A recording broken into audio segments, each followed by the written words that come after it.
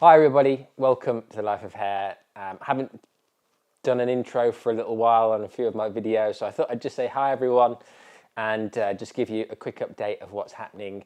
I am feverishly working away on creating a new platform for my digital academy, and I cannot wait to share that with you. It's happy days here in the studio. It has been one of the best things I've ever done in my entire life. Opening this place and having the opportunity to create content and start manipulating and understanding exactly what I want it to all look like. So I just want to thank everybody for their support on this journey to this point. I'm feeling incredibly humble right now.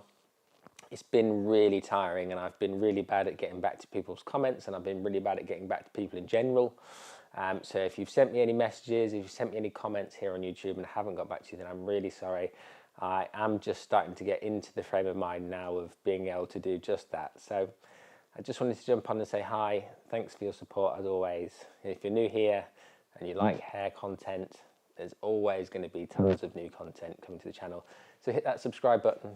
I always appreciate new subscribers, but equally and more importantly, I appreciate all of you guys who join me week in, week out.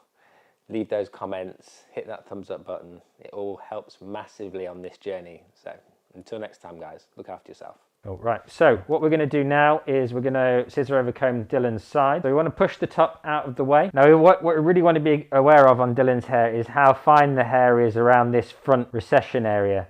Now, it's not to say Dylan's going bald, because he's definitely not. He's got many, many years of keeping his crown and parietal ridge free from baldness. But in reality, obviously, the hair here is a lot softer than it is, say, behind the ear. So just turn your head for me, Dill. There we go. You've got a lot more density, and you can see it really clearly on the screen here now. What we've got to do is got to be really, really careful not to expose this. It could look like we've cut this a lot shorter very, very quickly than it does in the back. Okay, so it's really something to kind of bear in mind. Now we've obviously cut it down to finger length using our classic square layering technique, but what we also want to do now is just taper down these edges using scissor over comb. And remember the golden rules of scissor over comb: the comb has to go half the speed at which the scissors are traveling at. So even if your comb's moving very fast, then your scissors need to go even faster. It's nice and simple. So we just come in, scissor over comb, lightly to remove any of that perimeter length that we didn't really pay special attention to create that soft tapered edge. And this is really going to help with when Dylan goes back to uni and his hair gets neglected. Just remember that, you know, obviously if the prerogative of the person is not to get their hair cut too often, even if their intentions are good, then tapering the edge is never a bad idea. Just creating that little bit of taper through that bottom edge. And obviously Dylan's got quite a hairy neck, quite a lot of hair here. We will tidy that up with a little bit of a clipper mini trimmer action, but the same through this center back here. Just scissor over combing up towards the occipital bone, you know, and just generally removing the bulk initially. Just want to get the hair down a little bit to start with, and then just gently scissor over comb to refine. You know, we'll slow down when it's really coming to the crunch moment. You know, if you want to get rid of a load of hair, then it doesn't matter if you leave lines in it, but if you're then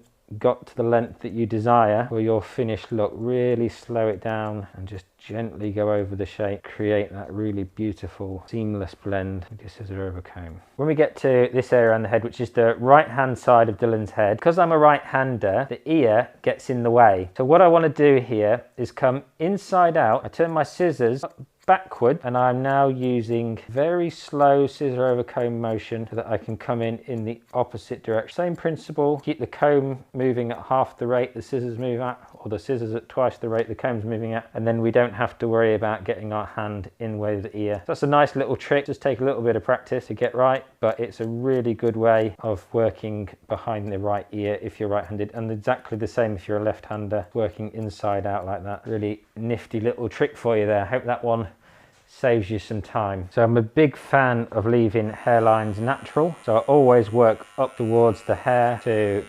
sculpt my hairlines. I don't want them to look chiseled, you know, like it's a military haircut. I just want them to be soft. So just coming up towards Dylan's hairline, because if we start to cut lines into it like this, it's really looking super tight and tapered and square, and I'm not into that look at all personally. I'm not for one second saying there's something wrong with that. If that's what you do, you like that look and that's your style, then amen, go for it. But on a personal level, just like a soft tapered outline. Just using a light bit of clipper over comb here, just to go over my scissor over comb, creating a little bit more shape in it. Like a bit of clipper over comb. Don't use it all that often, but just like a little, just to finish off. But it is a great technique, and it's one that I'll cover in another video at some other point. Just this attention to detail as well, guys, you know, making sure that you've given it everything you can to give Dylan the best haircut, or whoever you've got in your chair, so that they're a happy customer for weeks to come, and people ask them who cut their hair, and you know, it really grows your business when you've got happy clients who people comment and see that they've got a really nice haircut that's had a lot of attention to detail done to it.